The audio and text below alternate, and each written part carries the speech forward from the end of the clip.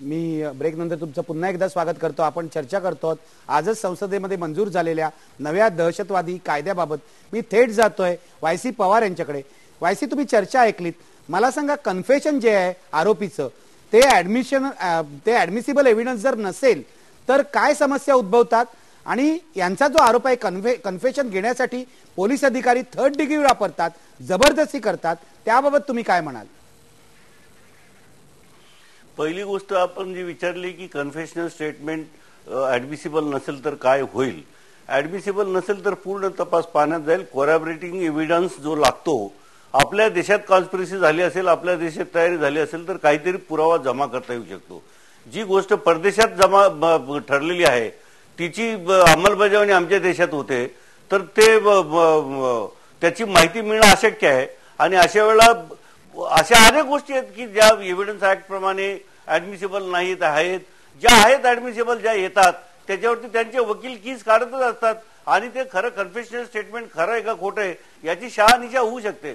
पण तुम्ही इनऍडमिसिबल केलं तर सरळ सरळ तपास यंत्रणेवरती अविश्वास आहे, तपास यंत्रणेचे हातपाय तोडल्यासारखं आहे। पण वायसी म्हणजे हा कायदा जो आहे तो तुम्हाला असं वाटतं का की मुळातच कमकुवत आहे? म्हणून कमकुवत आहे, त्याच्यात ज्या तरतुदी पूर्ण पाहिजे होत्या। कारण जर इनऍडमिसिबल स्टेटमेंट असेल तर त्याचा काय उपयोग आहे? तुम्ही किती कन्फ्युजन घ्या, म्हणजे आता मगाशी तुम्ही म्हटल्याप्रमाणे कसाबचं स्टेटमेंट घेतलेलं आहे पण ते उद्या कोर्टात फेकलं जाणार असेल तर त्याचा काय उपयोग नाहीये। आता दुसरा प्रश्न जो होता की थर्ड डिग्री वापरली जाते का? या जगामध्ये असं कुठलंही नाहीये ठिकाण की जिथे थर्ड डिग्री वापरली जात नाही। आपल्या घरापासून सुरुवात करा। आपला मुलगा जर खोटं बोलत असेल त्याला सुद्धा आपण एक थप्पड मारतो। तर प्रश्न असा आहे की तुम्ही बिना थर्ड डिग्रीचा मी काय अजून तपास बघितला आणि मी आता सेवानिवृत्तीतून 7 वर्ष झाले, कधी मेथड झाले असतील पण सायंटिफिक मेथड्स माझ्या वेळेला होत्या, त्या सायंटिफिक मेथडचा किती उपयोग होतो हेही मला माहिती आहे। पण जोपर्यंत तुम्हाला थर्ड डिग्री वापरली जात नाही तोपर्यंत गुन्ह्याचा तपास करणं खोटं शक्य नाही। आणि जे कोणी म्हणत असतील ते एक तर स्वतःची फसवणूक करतायत, लोकांची करतायत। कधीतरी होतं असं की वायसी, आपण यासंबंधी ऍडव्होकेट असीम सरोदेना विचारूया। ते मानवी हक्कांबाबत आग्रही असतात।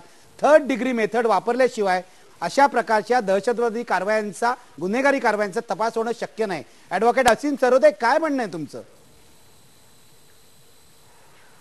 माझं हेच म्हणणं आहे की हा जुना विचार आहे, अत्यंत बुरसटलेला विचार आहे आणि आता नवीन पद्धतीनुसार तपास यंत्रणा जर जास्त मजबूतीने कार्यरत झाल्या तर तपास कोणत्याही गोष्टीचा करता येऊ शकतो। आता आपण न्यायाधीशांना ऑन एअर बोलू शकत नाही म्हणून कदाचित, नाहीतर न्यायाधीशांनी भारतातल्या सगळ्या सांगितलं असतं की पोलीस कशा प्रकारे तपास करतात आणि अत्यंत गंभीर स्वरूपाच्या गुन्ह्यांमध्ये पण ते किती लूपहोल्स ठेवतात। तर तेव्हा काही दहशतवादाचा किंवा बाकी मुद्दा नसतो, म्हणून त्याच्याकडे आपण कसंही बघायचं आणि कसंही तपास करायचा। तर आपल्या चांगली तपास यंत्रणा आपल्या सवयीचा भाग का होत नाही हा महत्वाचा मुद्दा आहे।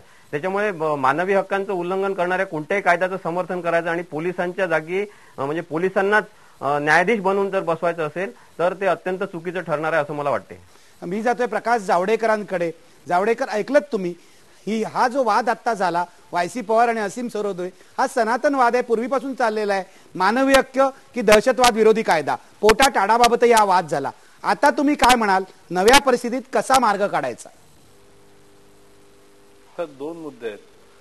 पहिलं म्हणजे मानवतावाद वगैरे हे शब्द जे आहेत सगळे मानवी हक्क, जे 200 माणसं मेली आणि करकऱ्यांसारखे जे 20 पोलीस अधिकारी मेले, ज्यांना बळी जावं लागलं, त्यांचे मानवी हक्क आहेत की नाही? कुणाच्या मानवी हक्काची? त्या कासवच्या मानवी हक्काची आम्ही चर्चा करतो। आणि म्हणून दहशतवाद हे वेगळं युद्ध आहे हे लक्षात घेतलं पाहिजे।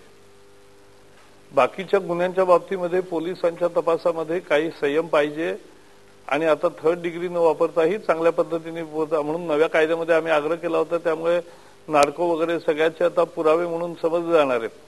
प्रश्न असा आहे की तुमच्या मतदानामध्ये जे लोकांची निराशा येते, कारण लोकांनाही एक सांगितलं पाहिजे की कायद्यामुळे आतंकवाद थांबेल असं नसतं, कायद्यामुळे एक दहशत निर्माण होते आणि कायद्यामुळे आतंकवादी जो कासव पकडला गेलाय त्याला शिक्षा होईल, नाहीतर शिक्षाच होणार नाही।